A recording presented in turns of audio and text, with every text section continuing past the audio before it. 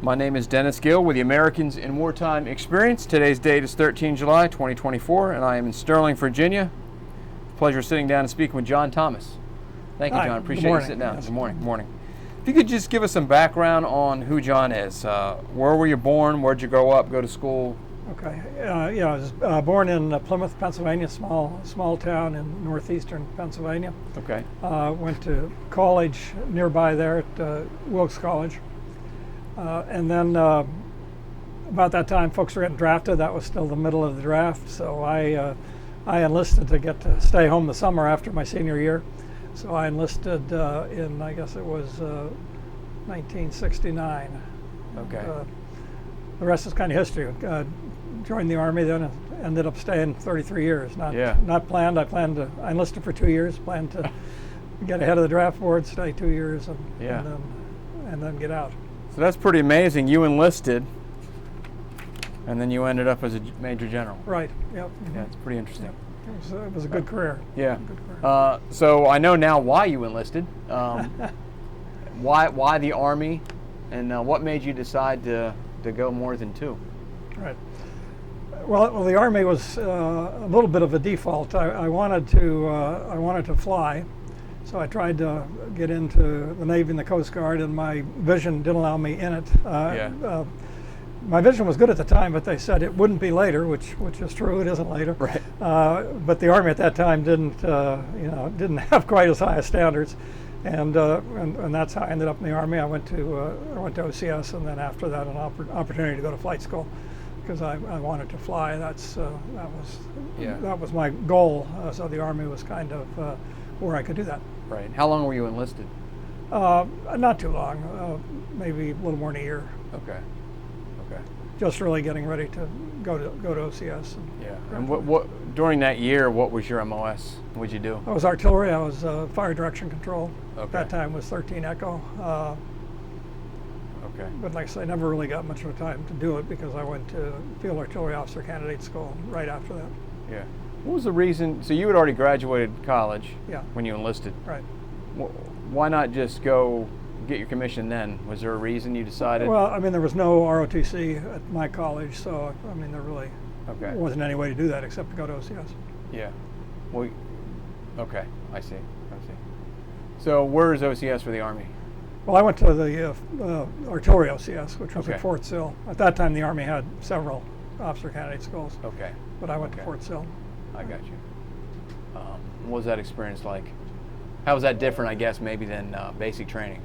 Yeah, it was good. I found the training fine. I mean, it wasn't a bad experience. It was a good experience. Yeah. And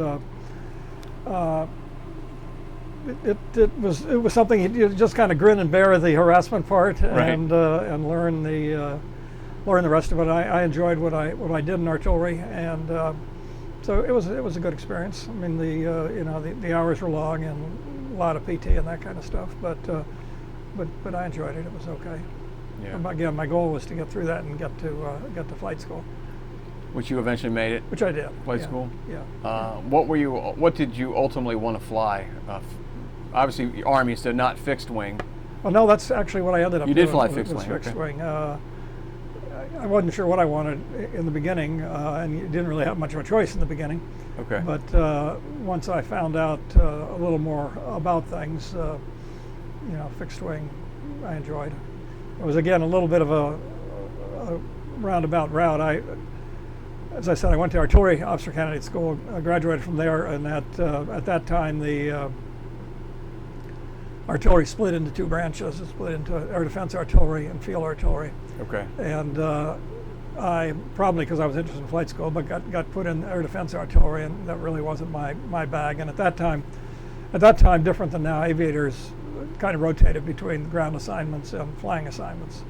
So I would have been in the air defense assignments as I rotated, and I really didn't like that. At that time, that was a lot of nuclear weapons. It was a lot of hanging around and a lot of inspections, and did the tires on your truck look good and that kind of stuff, and needed to be because you had nuclear weapons.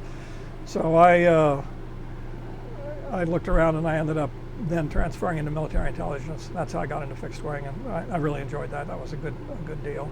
But again, it was just kind of a roundabout. If I was in field artillery, I probably would have stayed there because I enjoyed field artillery. Yeah. What did you have any experience, flight experience prior? No. No. No. So you're green as can be. That was it. That was it. Just something I wanted to do. Didn't know if I could do it. Or, Yeah. Yeah. How long is the flight school for that before you actually get your certified? And it was probably about 6 months. At that time, it was in 2 parts. You went to Fort Walters, Texas, for part of it, and then I went to Fort Rucker, Alabama, for the second part. And ultimately, you ended up flying what kind of aircraft? Ultimately, I ended up flying reconnaissance aircraft, Okay. fixed-wing aircraft, RU-21s and OV-1s. And what kind of training was there? I'm sure there's specialized training. So you either general aviation, to get your pilot's license and Right. certified in that, and then you get more specific training on the airframe that you're going to be in. Yeah, and you had to at that time transition into fixed-wing from helicopters, so I had that training there. Yeah. And I decided that I wanted to do that, so I went off and used some of my GI Bill and did civilian fixed-wing training, so I would have a fixed-wing rating by the time I told the Army I wanted to do it fixed-wing. Okay. So you did fly helicopters for a while? I did. What kind of helicopters? None of them exist anymore.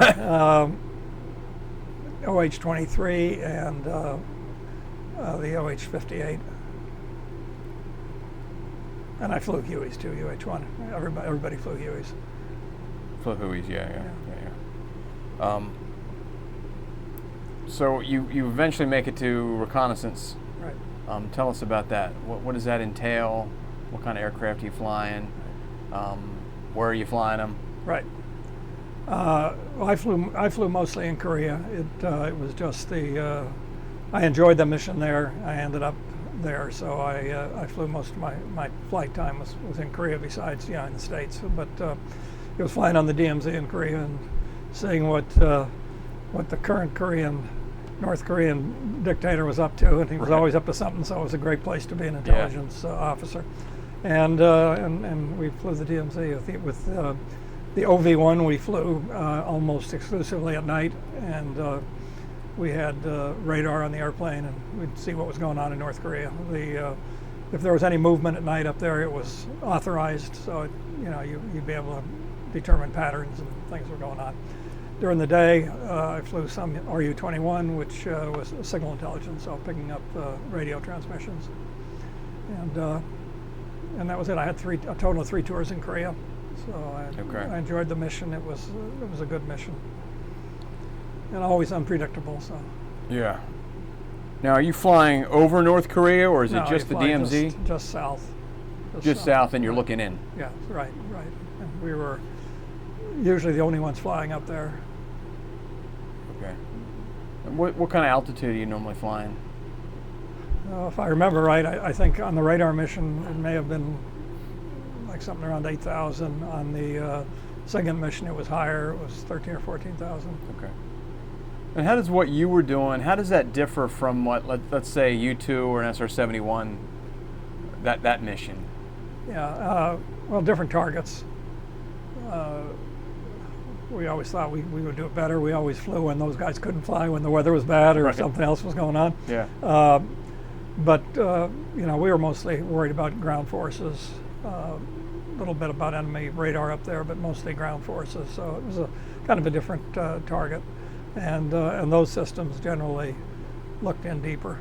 Of course, SR-71 at the time, I mean, that didn't actually fly there that often. It did fly there, but not that often. U-2 flew pretty much like we did, pretty regular. But we flew a lot. I mean, the OV-1s flew 3 missions a night, so we had an airplane up there usually pretty much the whole hour darkness. So there was a lot of flying. And I ended up on my last tour over there as the commander of that unit, so it was a good opportunity. Yeah. And just at night? No, but primarily at night. The RU-21 flew during the day primarily. Okay. But there's always something in the air. Pretty much. Keeping an eye on. Pretty much. What's going on. Pretty much, yeah. Any incidents that stand out? Any? No, I was fortunate. I never had any. What I would consider bad incidents. The biggest concern there actually was the weather. The weather can get pretty crappy, and Yeah. we tried to fly every night, so I had some pretty bad weather times. I guess the only interesting thing, if you will, we were flying down off the coast of Cuba. This was during the Mariel boat lift. I don't know if you remember Okay. that. It's when the Cubans kind of emptied their jail and sent all those people north, and we were flying. Our job was watching the Cuban military, not the boat people, just to see if they would react or whatever. And we were flying one day, and the Cubans launched fighters after our airplanes. We don't think it was actually on purpose, but come up and tried to intercept us. And I mean, obviously they could have shot us down if they want to, but they really couldn't keep up with us because we were too slow. So it was Right. it was kind of an interesting deal, and so didn't get to fly for a few days till the powers to be figure out what really happened. Yeah. But because we flew every day down there again for a long time during that boat lift time, and that was the only incident when they launched and came up and tried to join up with us, but really couldn't. Same aircraft? RU-20, that was RU-21, so that was during the RU-21. day. Yeah. Okay. Going back to the OV-1, Right. what's a crew on that look like? One pilot and one we called technical observer, which was a person that operated the system, so they would operate the radar and keep the radar working right. Okay. And then we were linked down to the ground, so they made sure all that worked. So the folks on the ground were seeing the radar at the same time we did. Okay. So just one guy doing that, huh? It's Single pilot, yeah. yeah, single pilot, and then only one set of controls, and then the guy in the other seat. It was side by side. Yeah. The guy in the other seat had the radar system to operate. Okay. Wow, interesting. Yeah, it makes, and it was an older airplane, so there was always some kind of challenges with it. Yeah, I was going to ask you what the biggest challenges you had aside from weather were. Just probably maintenance channels, because it was an older airplane that was purpose built. It was supposed to be an Army and Marine Corps airplane. The Marines ended up not buying any, so the Army had it. There were only about 100 bought, so there were maintenance issues, and it had a lot of unique equipment. Yeah. Where the RU-21, the other side, was a commercial Beech King Air, so it was much easier to maintain because there are a lot of them around. Still are a lot of them around. Right. But the Mohawk was hard, and it was eventually the Army eventually washed it out mainly because of maintenance. It was just very difficult. A lot of unique parts. Yeah. And we were in Korea at the end of the supply line, so it was a challenge, but we met the missions. We had great maintenance crews. They worked hard. Yeah. But that was probably the biggest challenge. Yeah. Let's get a little more on the personal side. When you're in Korea, what are you doing during your downtime for to relax and entertain yourself and that kind of thing? Well, I guess rest mostly, but Yeah. I enjoyed traveling the country. The last tour I was there when I was the commander, I had my family with me, Okay. so we did more vacations, more travel.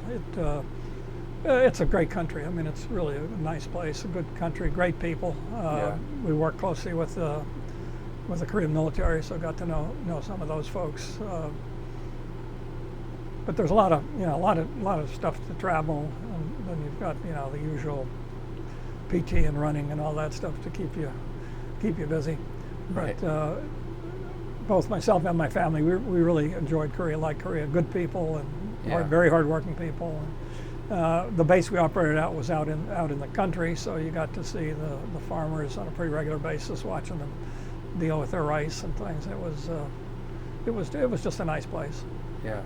Yeah. Where else? So you flew in Korea and then Cuba. Where else Out did of you Key get? West, right? Yeah. Where else did you get to fly? Recon? I flew helicopters in Germany.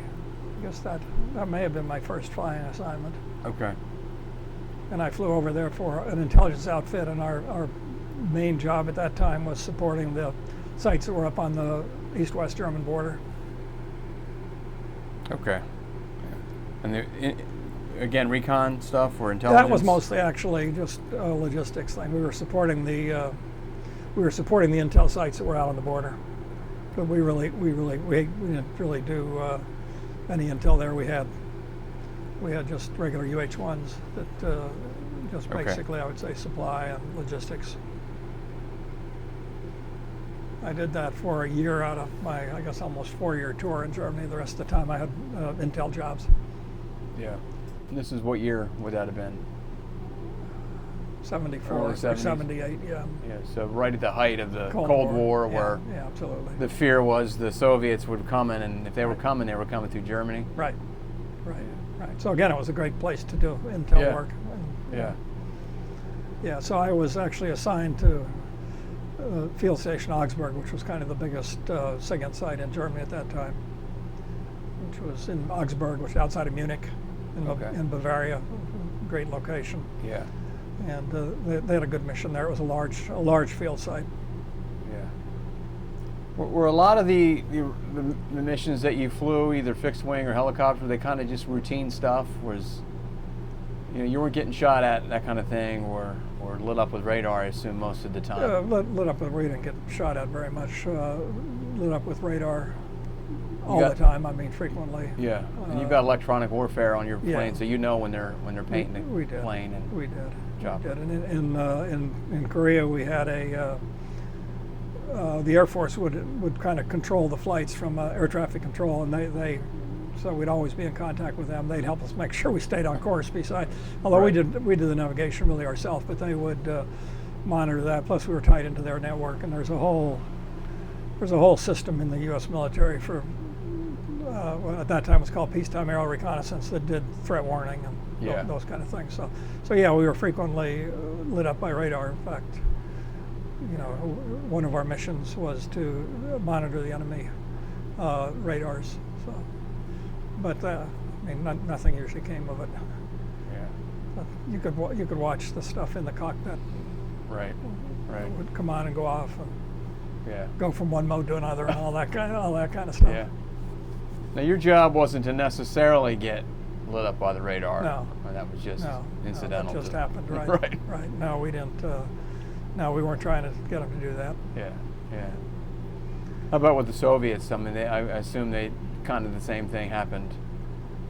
There Yeah, as well. I would say not as much. I mean, they were, I think, more predictable than the North Koreans. Right. Yeah. Yeah. Oh, for sure. Yeah. But they had a big radar coverage in out of East Germany, So. And again, you never went crossed into the border in East Germany. You just No. kind of looked in from the west. Right. How far could you look in? How much intel could you get in? Oh, I don't know. Not all that far. It depended what type system you're talking about. The radar probably could look in, I don't know, 10 or 15, 20 miles maybe. Okay, so right there at the The radio border. can, it just depends. Yeah, right there at the border is what you're really Yeah, we were concerned looking with. for movement Yeah. along the border. We were looking for movement to the border. And they'd run that mission for so long, they had very good databases. So you could very easily tell if it was out of the norm. Yeah. We had the databases down to, kind of the day of the year, so you could, because their military does agriculture and everything else, so they're very cyclic, and you could really tell. Yeah. And then every once in a while they would have some kind of an exercise or go on alert or something, and pretty easy to pick it out. Yeah. Yeah. Pretty easy to pick it out. Now, how long did you do that? Were you able to fly before you got to the point, well, promoted to the point where you didn't have fun anymore? Yeah, right, exactly. When I was in, you rotated flying assignments and ground assignments. They don't do that anymore. But so your branch was not aviation. Your branch mine was military intelligence at that time. So you rotate. So I flew up through lieutenant colonel. So I flew up till I guess somewhere around 87 maybe. And then I was fortunate enough when I was a colonel, I commanded the unit. Did a lot of other training, but it trained the OV-1 mission side of it. So I got to fly a little bit there. That was out of Fort Huachuca, Arizona. So folks would learn to fly the airplane at Fort Rucker, and then they'd come to us, and we would train them on the radar and the other systems. Okay. So I got to fly a little bit there. But mostly up through lieutenant colonel, kind of every other assignment. Now, as a lieutenant colonel, you're a squadron commander? I was at a that battalion point? commander. Battalion commander, Yeah, okay. yeah. Third in my battalion, which was the aerial reconnaissance unit in Korea. Okay. And then what did you do? So when you get to the point where you're not flying anymore, what were your duties at that point? Where'd you go, and what kind of things did you do? Well, I was the commander of the 111th MI Brigade, which was a training brigade. Okay. As I said, we did all the MI training for the Army. Did that for a while, then got promoted. I was the associate director, I guess, of the National Security Agency. So when I started off, I was chief of collection, and then focused more on the military side, because that's when Haiti and other things were blowing up. So did that for a while. Had an assignment in the J3 of JCS as a ground assignment. Yeah. And that was it. I was lucky to stay in the intel business after commanding. After the NSA assignment, I went back. I was the in between that, I was the deputy commander at the intel school at Fort Huachuca of the whole school, and then eventually came back and commanded the school. And then I also commanded the Army's Intelligence and Security Command, which is kind of the operational level intelligence organization, about 40,000 people, that has all the non-organic units, so things that are not in the division, all the field stations, the aviation assets, counterintelligence. That's at Fort Belvoir. Right. Okay. Is that where you ended your career? And I actually did that first, then went out to Fort Huachuca, commanded the school out of Fort Huachuca, and retired out of Fort Huachuca. Okay. So that's where you were on September 11th, 2001. I was. That was actually the day of my change of command and retirement. Really? Wow. Yeah, it was. It was, and so I had already moved out of quarters, and I was staying in the guest house. And my pager went off that morning, and I don't know why I still have my pager, but I did. But it went off that morning, and I would never get paged when I was on base. That just didn't happen. But Right. that was when there was a 3-hour time difference. Yeah. So that's when the thing was started. And what they were looking for my boss, the 4-star TRADOC commander, who was also in the guest house upstairs, and he wasn't answering his phone or replying to anything. So he called me. So I went up and banged on his door. He was up there watching TV, and that was the day. Yeah, it was. That was something. Yeah. We still did the change of command. We didn't quite do it as planned, but we still did because people couldn't get on post and all that kind of stuff. Yeah. But we still did the change of command that day. My replacement was already there. We'd already done the handoff, and that was just kind of the ceremonial end of it. Yeah. Did you have a sense on that day that things were going to change significantly? That was kind of the point at which there was the day before and the day after? Yes. Totally different. Yeah, right. Different world. Yeah, exactly. Did the weight of that, could you recognize it back then? Sure. Yeah. Sure. And yes, you could. And it was clear that it was, especially as the day developed. I mean, in the beginning you just hear a little bit here and there, but then as you really saw what happened, clearly. Yeah. Clearly, it was going to be much different. Yeah. What is an intel officer? What are you thinking when that's happening? Because I remember at the time, they kept saying, "How do we not know this was going to happen?" I think that's probably what you say. Yeah. Yeah. Yeah. I mean, did you have that same kind of thought? Sure. Yeah. Sure. I mean, that I was much more of a tactical intel officer, Yeah. but still, you wonder, how that could happen. Yes. Well, I guess in the same time, you kind of living in that world, even though it's a little different. You can't know everything. Right. You try, but it's right. just not right. possible. Right. Exactly. And it's just kind of amazing that it was allowed to. But it's certainly a different world now, right? Oh yeah. Yeah. Definitely.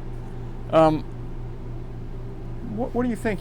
What are your fondest memories about your time in the military? What's something that you always go back to and think, I've really had a good time doing that, or? Well, I think it's the people. I mean, I was around some great people, and the assignment, Korea, I really enjoyed it. It was a very good unit. We had a good mission, good people. I still stay in contact with many of them, and but it's all about the people. Just, I'm sure you hear that everywhere. It's all about the people. Yeah. Work hard, give up a lot, and do a good job. And you did 30 years? Yeah, 33. 33 years? 33, right. What made you decide? Okay, I'm gonna make this a career. At what point did you think, okay, I'm gonna ride this out to the very end? It was always the next job. I never had Yeah. that. I never had that. I never had that idea. I enlisted for 2 years. Like at that time, you could enlist for 2 years. I only enlisted for 2 years. Yeah. Then I got to flight school, and that gave me a couple more year obligation, so I did that. And then I got an assignment that I liked, and then I got a job that I liked, and then I got another job that I liked. So it was never. I never said I was going to stay for 10 or 20 or 30. It was just, what's the next? Is the next opportunity going to be something I like to do? If it is, Yeah. there we go. And then you obviously get to the point where you're almost 20, so you're gonna stay then until you retire. But Yeah. How do you think your experiences in the military would help shape who you would become as a person? that's an interesting question. Well, first you learn, on the just job side. I mean, you learn skills, and those skills served me well. I was able to do that when I got out of the military. But I think there's no question you get kind of bombarded with the values that are in the Army that you have to, and they certainly help you. They certainly help you. Loyalty, being on time, doing the best job you can. I think those kind of values make a difference and kind of stick with you because they're so ingrained in you. Yeah. But I was fortunate because I could use the skills that I picked up when I did retire. I worked for about, 13 years in industry, essentially doing the same thing. Yeah. And that was interesting. I did get to Iraq and Afghanistan as a contractor, not. Okay. That was after my time in the Army, but did get there for a little bit of time and see what was going on. Right. So when were you in Iraq? Well, I retired in 2002, so it was probably, I don't know, maybe 5 years later, 2008 maybe. I'm Okay. about 100% sure of the time. Yeah. And then Afghanistan after that. Yeah.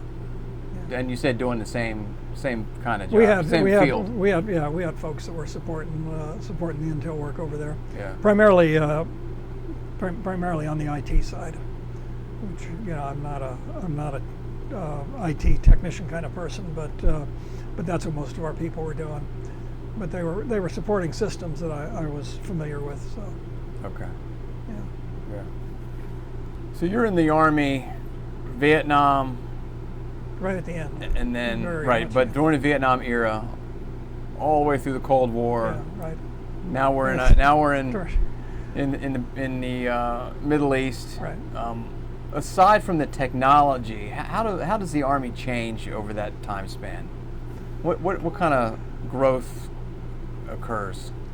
Yeah, well, I think it's trying to look ahead to the next threat, which is kind of interesting because one of the things we did when I was at Fort Huachuca, we tried to, reshape. You're always trying to evolve your skill, your trade. So we were spending a lot of time trying to define what we thought the next period of time would look like, and how military intelligence needed to be structured to support that. And we were essentially right on, which was kind of interesting.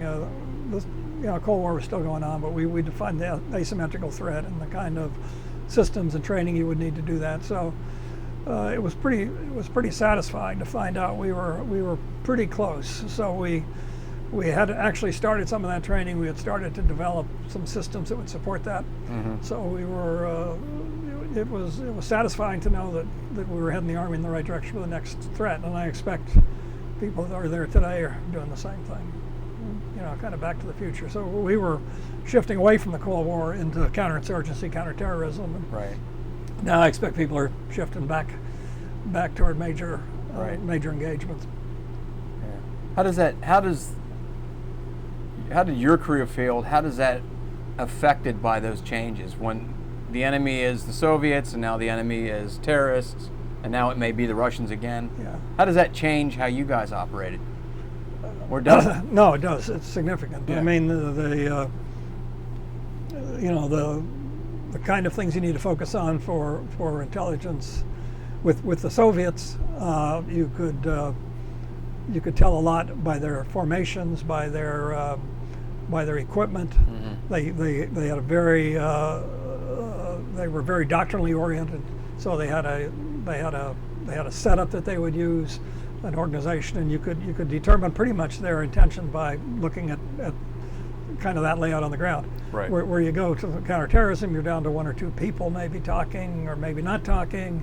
You got IEDs. It's a much lower level of granularity. So that kind of swaps your whole system around, from going maybe to worrying about a very kind of doctrinally organized communication system. If they use this kind of radio, it's this kind of organization, and that's how the Soviets operated.